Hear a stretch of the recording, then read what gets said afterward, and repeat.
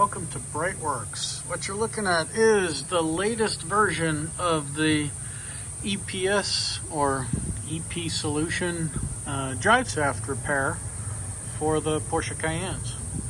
So just got this one in. So this guy came in, it was floating around, the rubber had completely failed on the original bearing support. Got that all cleaned up, cleaned the rubber off the bearing, and then just now have got this thing tightened down. We're cleaning up the mount.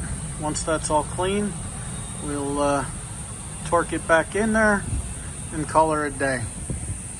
So I thought we had done the last one of these. I figured every Cayenne ever has had this replaced, but one more. So thanks for watching. Check us out at BreitWerks.com, and don't let your Cayenne thump in the bottom of the car with its drive shaft.